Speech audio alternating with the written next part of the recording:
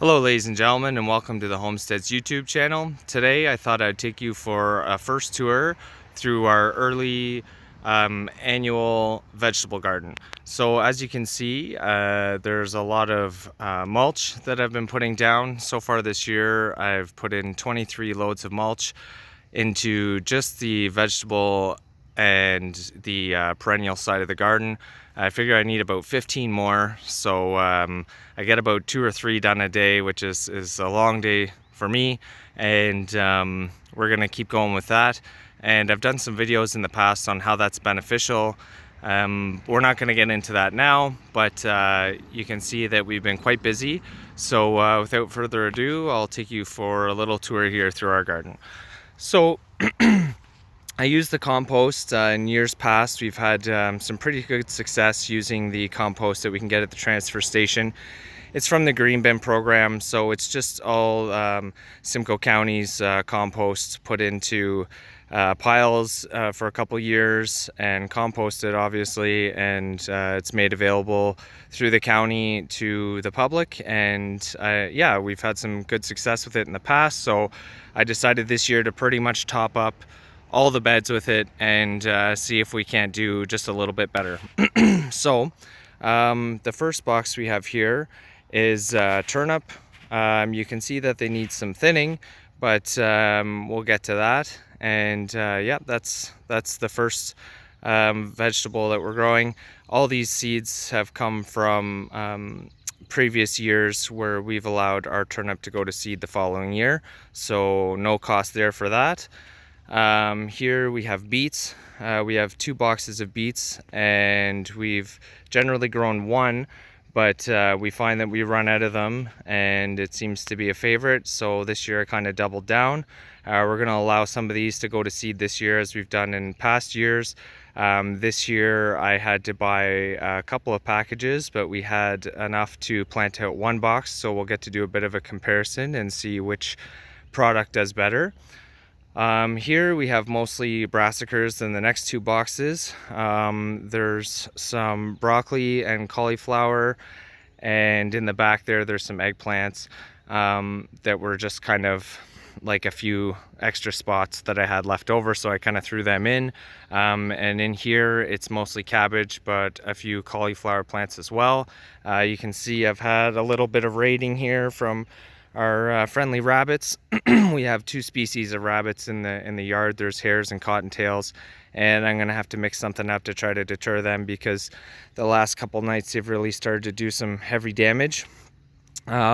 Here the next 2 boxes are onions that I've bought seed onions and planted these about 2 weeks apart. You can tell with the growth that that one is ahead of the other for sure, but that will give us some extended harvest that we're looking forward to.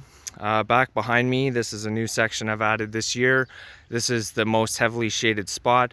So in the front here, I planted some lettuce, and then as we move over to here, there's some kale, and then another section that's been pretty heavily chewed upon is the Swiss chard section. You can't really make it out well from a distance, but there you go, there's some red mixed chard. And in the back in the center here, along the whole fence, I planted the scarlet runner beans, which are a family favorite, and we love watching the hummingbirds pollinate those. Over here we have some of the green Swiss chard, which is grown from our own seed as well, and has fared a little better. And over here we have 4 small rows of spinach in the most heavily shaded spot. So as we continue on, I've left a couple carrots in this box from last year to go to seed.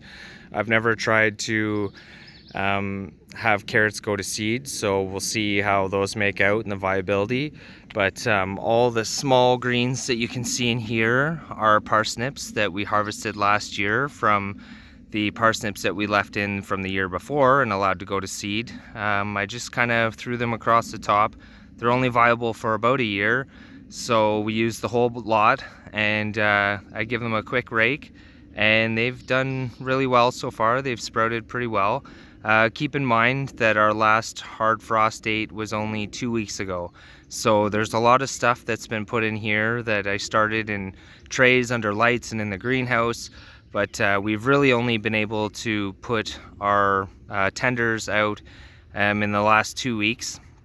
And actually 2 days ago there was some snow about 2 hours north of here, which could easily have come down this way. There's a mosquito.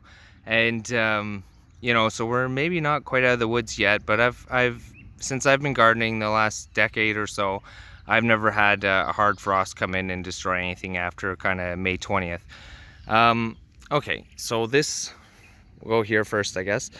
These are our beets. You can see a couple patches where they're a little thinner, but for the most part, germination's been really well. So I'm looking forward to see how ours turn out. In this next box over here, there's 4 pumpkins in each corner, some kohlrabi in the middle that I've grown from seed, store-bought seed, and some sunberries in the back there that I've never tried to grow before.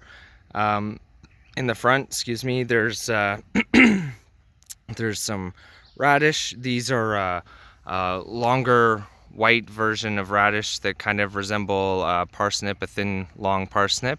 I haven't grown those before, so we'll see how those do. The radishes over there in front of those eggplants are a more traditional round type. They have a white outer shell and a red core, so kind of excited to see how those do too. Those are the parsnips from last year that we didn't harvest, that we're allowing to go to seed for this year, so that we can continue to save money and you know, have our vegetables kind of evolve to our landscape and just do better. Over here, a couple pumpkins on the edge that have some room to spread out over that way. Leftover bush beans. We have squash kind of at the front and the back of these smaller rows you can see, and in the middle there's English cucumbers. I had some leftover corn that I've placed in between each one of these rows, and in the back again there's runner beans. So these 3 species are called the 3 sisters, and they feed each other. So the beans take nitrogen out of the air, put it into the soil, and provide the heavy nitrogen feeding corn with lots of food so they can grow tall. The runner beans should grow and wrap around them and provide some structural support so the wind can't knock them down. And the squash will provide shading, which will retain moisture and get a few spikes on the vine that may dissuade some smaller mammal species like mice and rodents, different things like that, from coming in and chewing on the stalks. So we'll see how those do, but tradition says that the 3 sisters grow very well together. So excited to see how that turns out this year. These are carrots, 2 boxes of carrots. The kids devoured these last year, so I doubled down with them again this year. And I used the same method. I just threw the seeds across the top and gave them once or twice, kind of rake them in to try to level out the box. This is the same method I used last year, and it worked really well. There's a ton of carrots. Even though it looks overcrowded, they do quite well. And there's probably at least a foot of topsoil that's on these beds, so they have lots of food, and they should do great. Over here we have kind of 2 boxes together, so there's 3 different varieties of peppers. Bell peppers, banana peppers, and chili peppers. They all did really well last year. I'm going to try my hand at saving some of the seeds from them this year. They're a smaller seed, and I've tried in the past with some difficulty. So these are all store-bought and grown from seed, but we'll see how they do. Again, yep, this is the parsnip that we've saved. You can see they're really lush and healthy and green looking. A couple weeds in there that I should probably get rid of, but they'll grow about 6 feet tall, and just each one of these plants will produce hundreds and hundreds of seeds. I had you know, thousands last year that I placed in that box over there and handed out plenty. Another pumpkin in here with a little room to spread. I can stick it kind of in the trails. This is garlic. The garlic we saved from last year. I may have used more than I should have, but this will definitely provide us with a ton for planting next year and a little bit for pickling this year. Over here we have bush beans, 3 varieties. This is our 3rd generation grown from our seeds. And last year they did really well in this spot. I added some more compost and they're nitrogen fixers, so I don't really have to worry about crop rotation. This is a really wet spot. As you can see, the trail kind of heads out there, the ditch. So they did well here last year, so I'm not gonna mess with that pattern. They'll keep growing well here in the future. Here we have a bunch of cuttings. So in the back kind of here, those are all current cuttings. And in the front we have, these are pears. So I guess they're kind of hard to see. Some of them look like they're not doing well, some of them are. I planted them, I cut them at about 18 inches, and there's probably 12 to 14 inches below the soil. And I have stripped a few of leaves to try to give them a chance to root, and other ones I've left. I don't need this many pear trees, and it's kind of an experiment for me, but we'll see how they do. Again, we have bush beans here. We eat a lot of these and save a lot of these seeds and hand a lot out. So we've always had 2 boxes of bush beans, and we make use of those for sure. Over here we have a wider box. These are potatoes. I buy a bag of potatoes, 2 bags of potatoes in this box. Another mosquito. About a month before we want to plant outside. That way the eyes have time to grow, and I can tell which ones are viable and which ones aren't.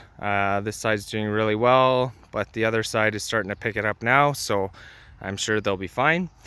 Over here we have our corn row, or deer row, whatever you want to call it. Excuse me. The edges are planted with squash again, and then we have sections of corn which need to pollinate each other with wind. And then you can see another 4 squash plants there, and between the corn and the squash on either side I have the scarlet runners again, which are starting to make their way out of the ground here. Let's see if I can zoom in. There you go. So you can see a couple kind of breaking ground there, and they'll grow basically as large as you let them. So I'm probably going to have to trellis them at first, but then I'll spread them throughout the corn as it kind of takes off and gets stronger.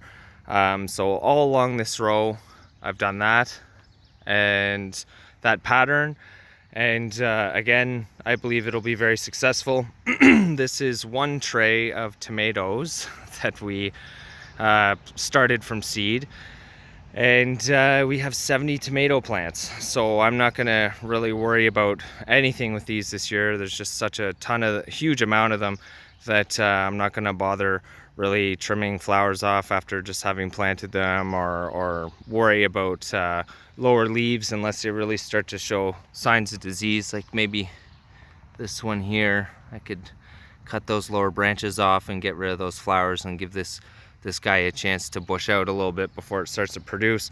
But as I said, I'm not really concerned. There's just so many tomato plants, and in the past we've grown half this amount and had more than we can use. So I'm guessing that we're going to be making a lot of sauces and stuff this year, a lot of frozen tomatoes. These are sunberries that my mom gave me. She had some extras, clearly doing a lot better than mine are. That's mom's for you. But yeah, so excuse me, I'm kind of getting sick. Anyways, I'm excited to see how these turn out. You can see there's even a couple berries here, but getting a little closer, zoom, focus in, there you go. You can see a couple berries forming already. So yeah, that's mom for you, kicking butt in the garden department, and I'm still just a protege apparently. These are some celery that we just saved the bottoms when we cut them off, and threw them in the ground after they rooted in some water. So those produce a little bit of food for us for no cost. So this is a 3 plants in each row, 3 different types of plants. The plants you can see in the front and kind of in the back there are zucchini, 2 different zucchini varieties. And in the middle, which are probably harder to see because they're much smaller, but there you go.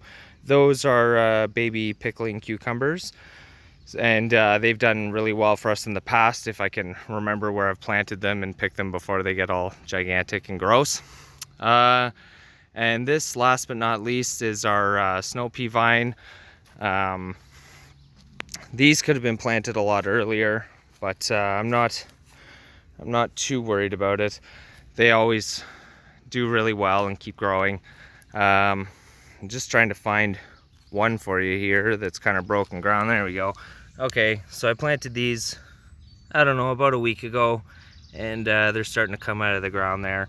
So I'm sure in no time this fence will be covered in peas, which we really love, and generally don't even make it to the table. I guess last I'll just show you something we've been working on. So in the back here, you can see the green foliage kind of behind the post. I can't remember what it's called. I think it's goutweed or something as one of the common names, but it is definitely the most invasive plant I've ever faced. When we moved here a couple years ago, there was just a few patches, and this stuff has just fully invaded anywhere where I'm not cutting the grass. It outcompetes native plants, steals all the water from them, spreads through the root systems and seed systems. So I have taken a precaution as it was starting to spread into the garden, and rolled out this black tarp, that plastic wrap that I found in the back of the house that the previous owner was nice enough to leave for us. It's just supposed to be used in your house to prevent moisture from coming in on the framework, and kind of goes over top the insulation. But yeah, so I've laid that all the way across, and you can still see it's here. There it is, there it is, but at least it won't make it past this barrier. Last year it was behind that post, so it is spread, I don't know, what's that, about 35-40 feet from there to here in 1 year, and has definitely taken over all kinds of space in our property where we don't cut the grass. And then you can see my neighbor's side full of nice natural looking vegetation, so I definitely am trying to prevent this from spreading over into the more native habitats of my neighbor's property and different spots on our lot. I'm sure it'll be an ongoing battle. People say dig it up, but there's about half an acre of it spread out in 7 spots, so I don't think I'm going to beat it like that. I think I'm just going to cut it down and tarp it back, and at least just try to contain it.